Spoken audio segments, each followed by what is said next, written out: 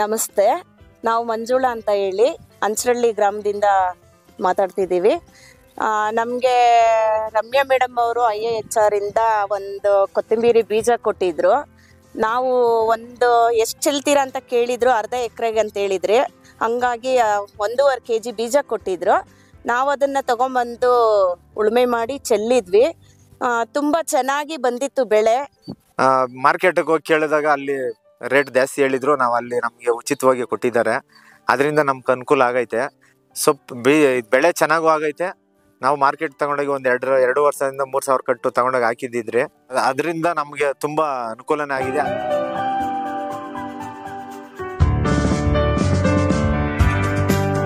ನೋಡಿದ್ರಲ್ಲ ರೈತರೆ, ನಮ್ಮ ಅರ್ಕ ಈಶಾ ತಳಿ ವಿಶಿಷ್ಟವಾದ ಸುವಾಸನೆಯನ್ನು ಹೊಂದಿದೆ. ಹಾಗೆ ನಾಟಿ ಪರಿಮಳ ಮತ್ತೆ ಅಗಲವಾದ ಎಲೆಗಳಿಂದ ಗಮನ ಸೆಳೆಯುತ್ತೆ.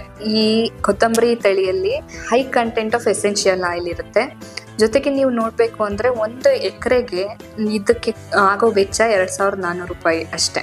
ಅದೇ ಬೇರೆ ಬೀಜ ನೀವು ಪ್ರೈವೇಟ್ ಇಂಡಸ್ಟ್ರೀಸ್ ಅಲ್ಲಿ ತಗೋತೀವಿ ಅಂದ್ರೆ ನಿಮ್ಗೆ 8,000ರಿಂದ 10,000ವರೆಗೂ ಹೇಳ್ತಾರೆ.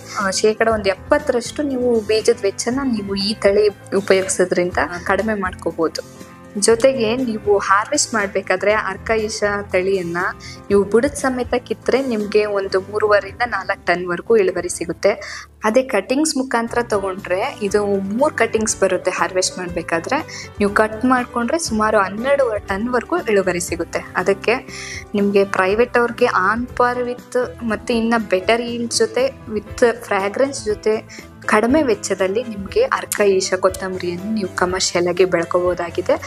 ಈ ತಳಿ ಬಗ್ಗೆ ಹಾಗೆ ಇನ್ನ ಸಾಕಷ್ಟು ತರಕಾರಿಗಳಾಗಿರ್ಬೋದು, ಹೂವು, ಹಣ್ಣು, ಮಶ್ರೂಮ್ ಹಾಗೆ ಔಷಧೀಯ ತಳಿಗಳಾಗಿರ್ಬೋದು, ಇದ್ರಗಳ ಬಗ್ಗೆ ಮಾಹಿತಿ ಬೇಕು ಅಂದ್ರೆ ಭಾರತೀಯ ತೋಟಗಾರಿಕಾ ಸಂಶೋಧನಾ ಸಂಸ್ಥೆ ಹೆಸರುಘಟ್ಟದಲ್ಲಿದೆ, IAHR ಅಂತ ಕರಿತೀವಿ. ದಯವಿಟ್ಟು ಭೇಟಿ ಕೊಡಿ. ಹಾಗೆ ನೀವು ದೂರವಾಣಿ ಮುಖಾಂತರನೂ ಕೂಡ ಸಂಪರ್ಕ ಮಾಡಬಹುದು. ಈ ಸಂಚಿಕೆಯನ್ನು ವೀಕ್ಷಿಸಿದ ಎಲ್ಲ ರೈತ ಬಾಂಧವರಿಗೂ ಧನ್ಯವಾದಗಳು.